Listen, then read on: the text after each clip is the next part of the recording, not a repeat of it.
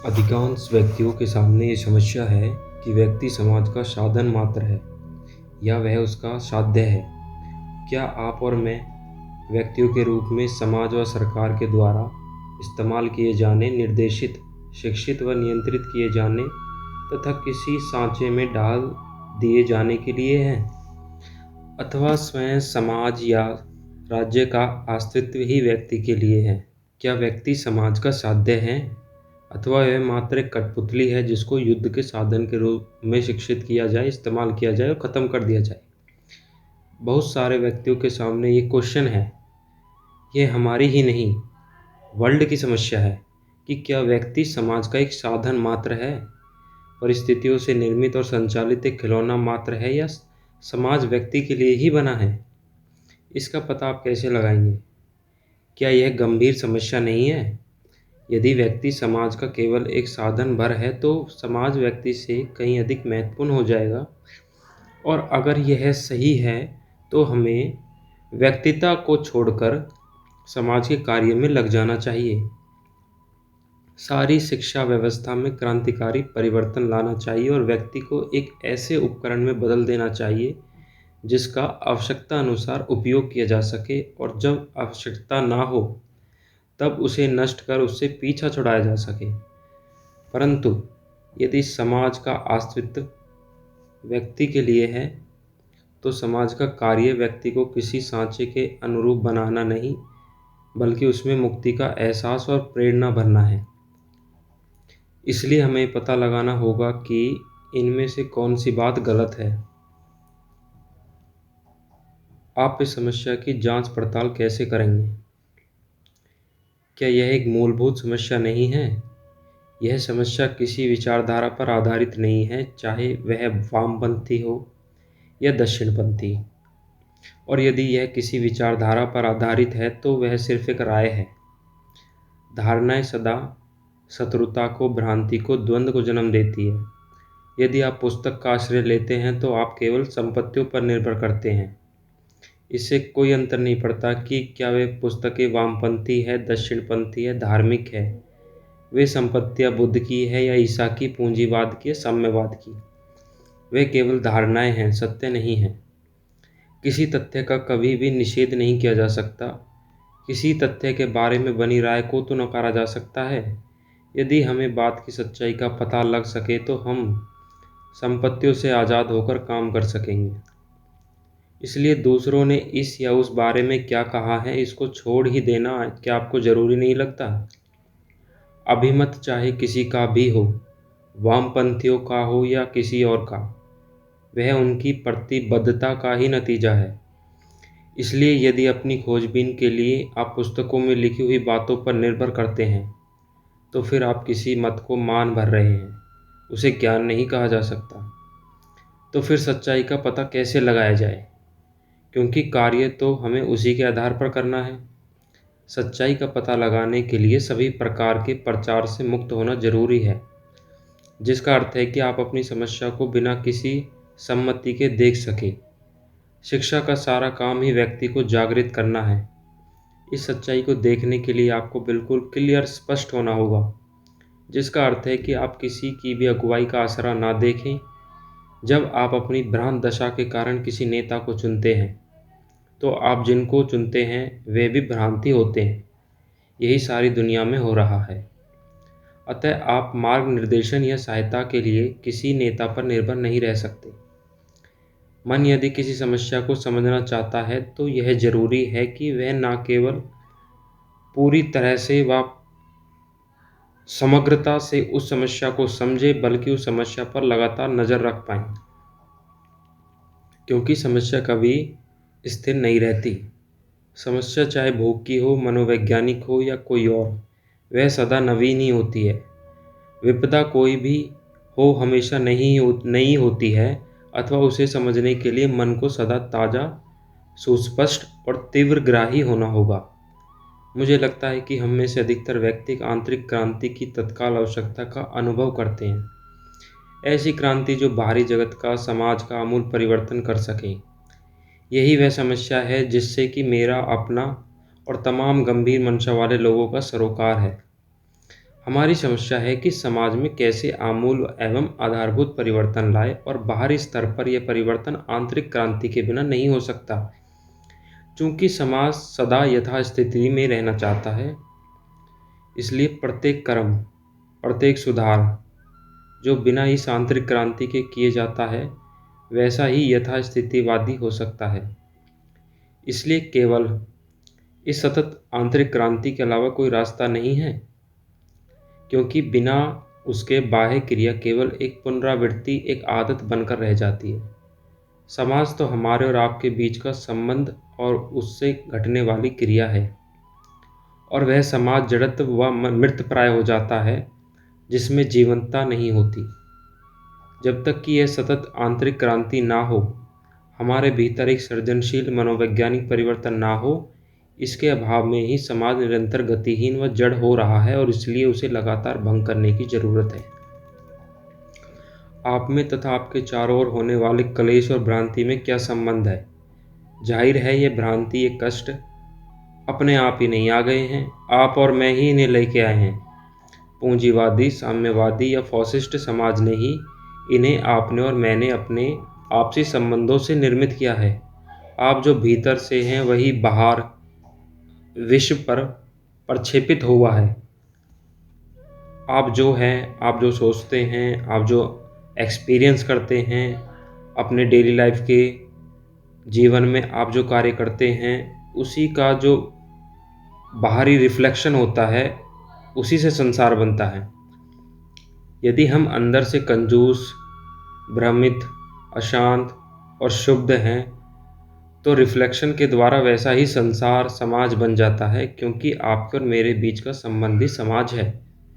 समाज हमारे संबंधों का ही तो नतीजा है, और यदि हमारे संबंध गुड़मुड़, अहम केंद्रित, संकीर्ण, संकुचित और राष्ट्रवादी है, तो हम उसी को प्रतिबिंबित करेंगे और संसार में अव्यवस्था लाएंगे। आप जैसे हैं वैसा ही संसार है, अतः आपकी समस्या संसार की समस्या है। क्या यह सीधा सा और मूलभूत तथ्य नहीं है? अपने संबंधों में इस तथ्य की हम सदा अनदेखी कर देते हैं। हम किसी विधि के जरिए या विचारों और मूल्यों से विधि जनित क्रांति के जरिए बदलाव लाना चाहते हैं, और हम ये भूल जाते हैं कि मैं और आप ही हैं जो समाज बनाते हैं, जो अपनी जीवन पद्धति से अस्त व्यवस्था या व्यवस्था लाते हैं। इसलिए हमें शुरुआत अपने निकट से करनी होगी, यानी हमारा जो दैनिक जीवन है उसी से हमारा सीधा सरोकार होना चाहिए। जीविका कमाते वक्त धारणाओं, विश्वासों के साथ अपने संबंधों आदि में किसी प्रकार हमारे विचार, भावनाएं, क्रियाएं प्रकट होती हैं, उस सबसे हमारा सीधा संबंध होना चाहिए। क्या आपको नहीं लगता कि यही हमारा दैनिक जीवन है? जीविका, नौकरी, पैसा कमाना, हम इन्हीं सब में तो लगे हुए हैं। धारणाएं व विश्वास, परिवार और पड़ोसियों के साथ हमारे रिश्ते, ये हैं हमारी दिलचस्पी के विषय। अब यदि हम अपने व्यवसाय की बारीकी से परीक्षा करें तो हम पाएंगे कि यह मूलतः ईर्ष्या पर आधारित है। यह मात्र जीविका उपार्जन का मामला नहीं है। समाज इस प्रकार से रचा गया है कि वह एक अंतहीन द्वंद्व है, लगातार कुछ बनने की कोशिश पर रह गया है। वह लोभ पर, ईर्ष्या पर, हमसे जो आगे हैं उसके प्रति जलन पर आधारित है। एक क्लर्क मैनेजर बनना चाहता है, यानी उसका वास्ता सिर्फ जीविका कमाने, निर्वाह के साधन जुटाने से ही नहीं है, बल्कि पद और प्रतिष्ठा पाने से है। स्वभावतः यह दृष्टिकोण समाज में संबंध में तबाही लाता है। लेकिन यदि आपका और मेरा सरोकार सिर्फ जीविका उपार्जन से होता है, तो हम उसके लिए कोई ना कोई उचित साधन ढूंढ ही लेते हैं। ऐसा साधन जो ईर्ष्या पर आधारित नहीं होता। संबंधों में ईर्ष्या सर्वाधिक विनाशकारी तथ्यों में से एक है, क्योंकि यह इस बात की सूचक है कि सत्ता और पद की लालसा बनी हुई है, जो आखिरकार राजनीति की ओर ही ले जाती है। दोनों का निकट संबंध है। वह क्लर्क जो मैनेजर बनना चाहता है, सत्ता लोलुप राजनीति का एक कारण बन जाता है, जो युद्ध को जन्म देती है। तो युद्ध के लिए यह क्लर्क सीधे सीधे जिम्मेदार है। हमारे संबंधों की बुनियाद क्या है? आपका और मेरा संबंध, आपका और दूसरों का संबंध, जो कि समाज है, किस पर आधारित है? जाहिर है कि प्रेम पर तो आधारित नहीं है। हालांकि हम उसकी बड़ी चर्चा करते हैं क्योंकि यदि ऐसा होता तो आपका और मेरे बीच सामंजस्य होता, शांति होती और सुख होता। लेकिन हमारे बीच संबंधों में बड़ी दुर्भावना है, जिससे सम्मान का रूप धारण कर रखा है। यदि हमारे भाव एवं विचार मेल खा रहे हैं तो ना तो सम्मान का प्रश्न उठेगा, ना दुर्भावना का, क्योंकि तब मिलने वाले दो व्यक्ति होंगे, ना कि गुरु और शिष्य, और ना ही एक दूसरे पर आधिपत्य जमाने वाले पति या पत्नी। जब दुर्भावना होती है तो आधिपत्य की इच्छा होती है और उससे ईर्ष्या और क्रोध आवेग पैदा होते हैं। यह सब हमारे संबंधों में लगातार द्वंद्व पैदा करते हैं, जिससे हम बचने का प्रयास करते रहते हैं और इससे हालात और भी बिगड़ जाते हैं। जहाँ तक रोज़मर्रा के हमारे जीवन को प्रभावित करने वाली धारणाओं, विश्वासों और नियम संहिताओं का संबंध है, क्या आपको नहीं लगता कि इनमें हमारा मन विकृत हो रहा है? आखिर मूढ़ता क्या है? मनोनिर्मित या मनुष्य निर्मित वस्तुओं को अनुचित मूल्य प्रदान करना ही तो मूढ़ता है। हमारे ज़्यादातर विचार आत्म सुरक्षा की मूल प्रवृत्ति से पैदा होते हैं। हमारे विचार बाप रे कितने ढेर सारे हैं। क्या आपको मिथ्या गौरव नहीं मिल जाता? ऐसा गौरव जिसके योग्य वे है ही नहीं। अतः जब हम किसी प्रतीक में, चाहे वह धार्मिक हो, आर्थिक हो या सामाजिक, जब हम ईश्वर में, धारणाओं में अथवा मनुष्य को मनुष्य से अलग करने वाली समाज व्यवस्था में, राष्ट्रीयता में या इसी प्रकार की किसी और चीज़ में विश्वास करते हैं, तो जाहिर है कि हम विश्वास को एक मिथ्या गौरव दे देते हैं, और यह हमारी मूढ़ता का सूचक है। क्योंकि विश्वास लोगों को अलग करता है, उनमें एकता नहीं लाता। इस प्रकार हम देखते हैं कि व्यवस्था या अव्यवस्था, शांति या द्वंद्व, सुख या दुख हमारे जीने के ढंग पर निर्भर करता है। हम ही उसे निर्मित करते हैं। अतः हमारी समस्या यह है कि क्या यह संभव है कि एक तरफ तो यथास्थिति में जीने वाला समाज हो और दूसरी तरफ वह व्यक्ति भी हो जिसके भीतर सतत क्रांति घटित हो रही हो। यानी सामाजिक क्रांति की शुरुआत व्यक्ति के आंतरिक मानसिक परिवर्तन से ही हो सकती है। अधिकांश व्यक्ति समाज संरचना में आमूल परिवर्तन देखना चाहते हैं। पूरे संसार में सारा संघर्ष इसी बात को लेकर हो रहा है कि कैसे साम्यवादी अन्य तरीकों से एक सामाजिक क्रांति लाई जाए। अब यदि कोई सामाजिक क्रांति होती है, अर्थात ऐसी क्रिया जिसका संबंध केवल मनुष्य की बाह्य संरचना से है और व्यक्ति में कोई आंतरिक क्रांति नहीं होती, कोई मनोवैज्ञानिक परिवर्तन नहीं होता, तो वह सामाजिक क्रांति चाहे जितनी मूलभूत क्यों न हो, अपने स्वरूप से ही जड़त्व होती है। अतः एक ऐसा समाज बनाने के लिए जो मशीन की तरह पुनरावृत्ति में नहीं लगा है, जो विघटनशील नहीं है, जो गतिशील है, जो निरंतर जीवित है, यह आवश्यक है कि व्यक्ति की मनोवैज्ञानिक संरचना में क्रांति हो, क्योंकि बिना आंतरिक मनोवैज्ञानिक क्रांति के बाहरी परिवर्तन का कोई महत्व नहीं है।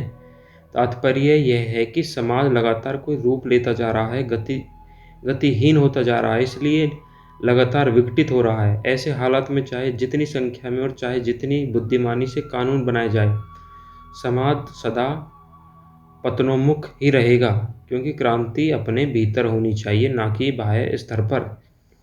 मुझे लगता है कि ये समझना बहुत ज़रूरी है और इसे टालना ठीक नहीं। बाहरी क्रिया अपने लक्ष्य पर पहुंचकर समाप्त हो जाती है, वह स्थैतिक हो जाती है। यदि व्यक्तियों के बीच संबंध, जो कि समाज है, आंतरिक क्रांति का परिणाम नहीं है, तो वह जड़त्व सामाजिक संरचना व्यक्ति को आत्मसात कर लेती है और उसे अपने जैसा ही जड़ और दोहरा भरा बना देती है। यदि हम इसे समझ लेते हैं, इस तथ्य के असाधारण महत्व को देख लेते हैं, तो फिर इस पर सहमति या असहमति का कोई सवाल ही नहीं उठता।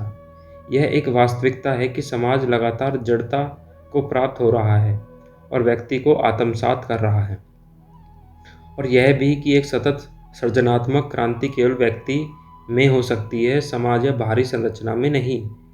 इसका मतलब सृजनात्मक क्रांति केवल व्यक्तित्व संबंधों में ही हो सकती है, और यही तो समाज है।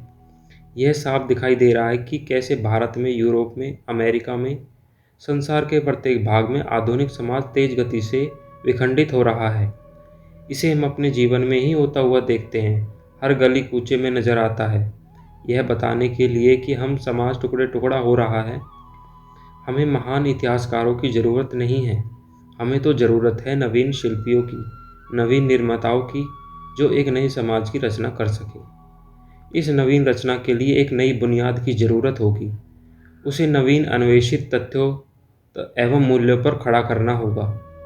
ऐसे शिल्पी अभी दिखाई नहीं दे रहे हैं, ऐसे निर्माता अभी नहीं हैं, एक भी नहीं, जो यह देखकर कि पूरा ढांचा ढह रहा है, खुद को शिल्पियों में रूपांतरित कर रहे हो। यह है हमारी समस्या। हम ही समाज को जीर्ण शीर्ण होते हुए, विखंडित होते हुए देखते हैं, और वे हम ही हैं, आप और मैं, जिन्हें शिल्पी बनना होगा। आपको और मुझे मिलकर मूल्यों को फिर से खोजना पड़ेगा और अधिक मूलभूत एवं स्थायी आधार पर निर्माण करना होगा। क्योंकि यदि हम पेशेवर शिल्पियों पर, राजनीतिक एवं धार्मिक निर्माणकर्ताओं पर निर्भर रहे, तो हम ठीक उसी हालात में बने रहेंगे जिसमें कि हम पहले थे। चूंकि आप और मैं सृजनशील नहीं हैं, हमने समाज को इस दुर्दशा में पहुंचा दिया है, और समाज की विकटता को देखते हुए आपको और मुझे सृजनशील होना ही होगा।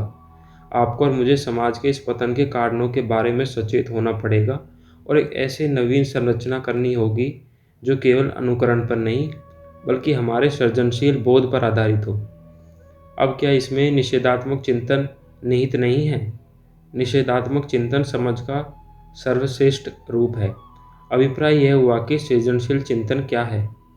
यह समझने के लिए हमें समस्या पर निषेधात्मक दृष्टिकोण से ही विचार करना पड़ेगा, क्योंकि समस्या के प्रति विधिपरक दृष्टिकोण अनुकरण की ओर ले जाता है।